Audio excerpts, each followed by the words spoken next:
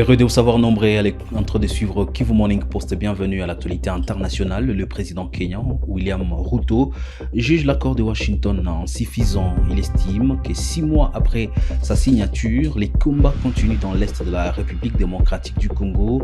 Il considère que le Rwanda, le Kenya, la Tanzanie, mais également le Burundi peuvent jouer un rôle plus important que les États-Unis dans le retour de la paix, car ils sont les plus touchés économiquement par cette crise qui se vient en RDC.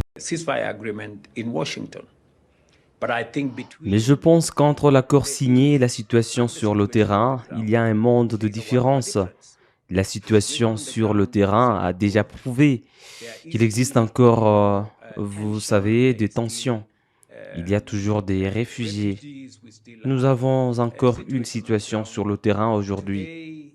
Elle est en évolution. Malheureusement, il n'y a pas de paix prévisible dans cette région. Donc, il y a encore un problème à résoudre. Il y a encore une question de suspense. Nous avons toujours des personnes dans des camps. Nous avons toujours une situation humanitaire grave dans la partie orientale de la RDC. Et cela reste notre responsabilité en tant que dirigeants. And as leaders in this region, whether we like each other or not, whether there is whatever situation exists, but we are the leaders de ces continents et en tant que dirigeants de cette région, que nous nous apprécions ou non, quelles que soient les circonstances, mais nous sommes des dirigeants à ces moments précis et nous devons apporter des solutions. Et le Kenya continuera à jouer son rôle. Even bigger responsibility because it affects our economies and our countries much more than it affects others. Le président de la Commission de l'Union africaine, Mohamed Ali Youssouf, a salué les succès de l'initiative Africa Forward, un événement réunissant investisseurs français et dirigeants africains autour des nouvelles opportunités de coopération économique.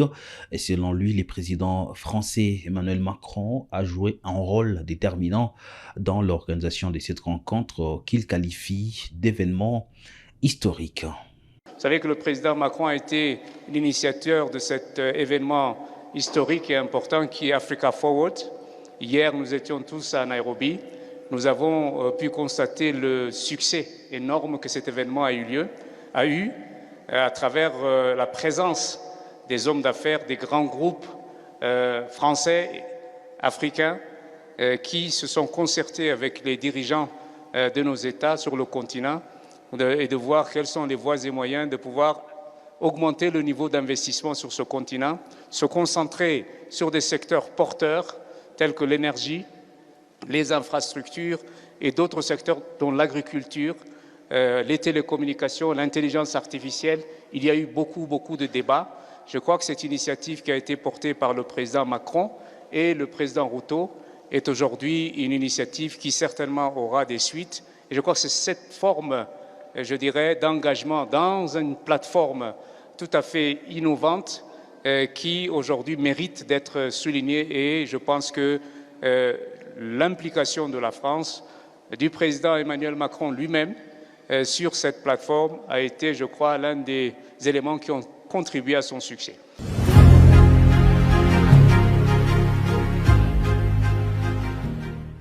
Une rencontre de haut niveau s'est tenue à Oyo entre le président de la République du Congo, Denis Sassou Nguesso, et le colonel Michael Randiarina dans le cadre du renforcement des relations de coopération entre le Congo et Madagascar. Cette entrevue s'inscrit dans une dynamique de rapprochement diplomatique visant à consolider les échanges politiques, économiques et sécuritaires entre les deux pays.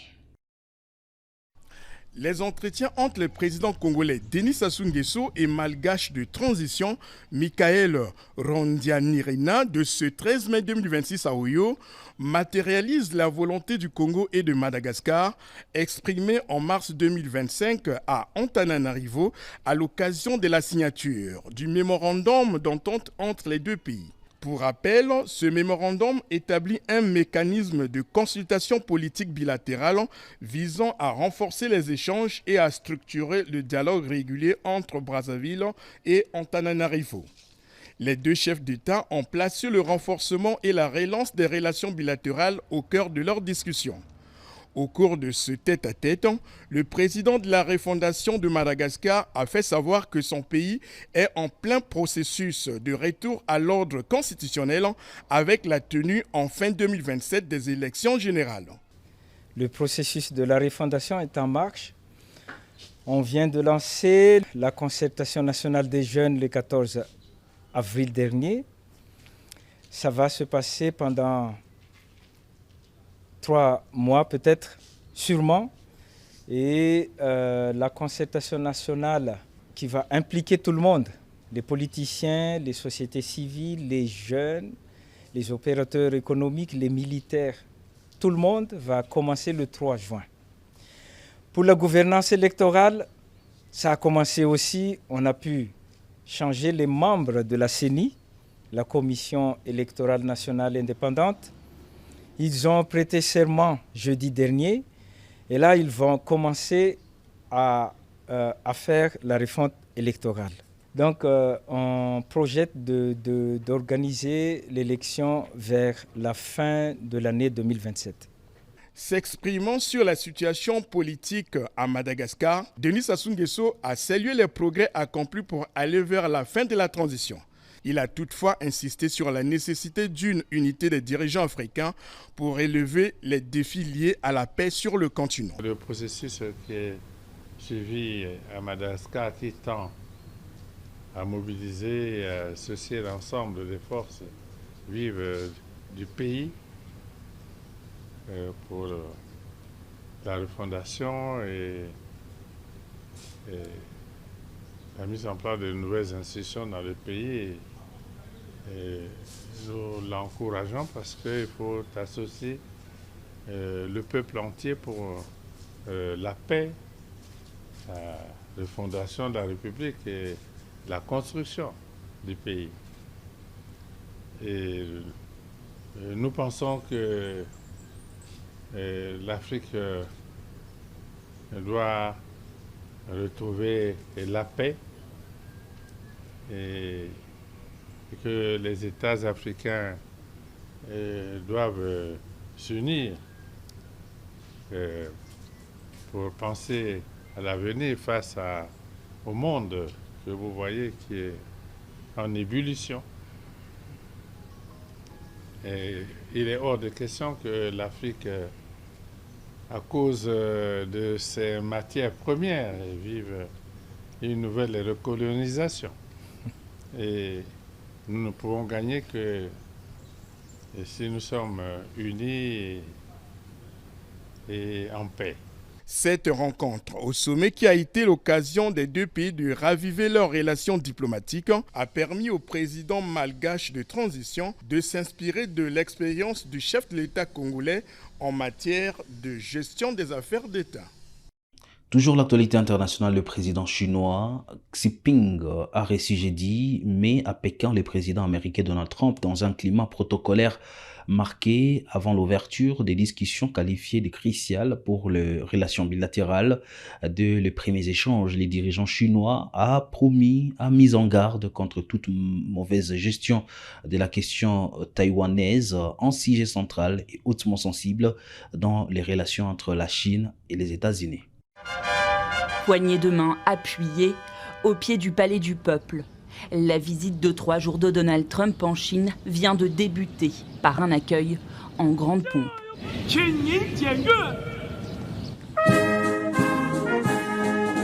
Le dernier déplacement d'un président américain remonte au sien en 2017 lors de son premier mandat.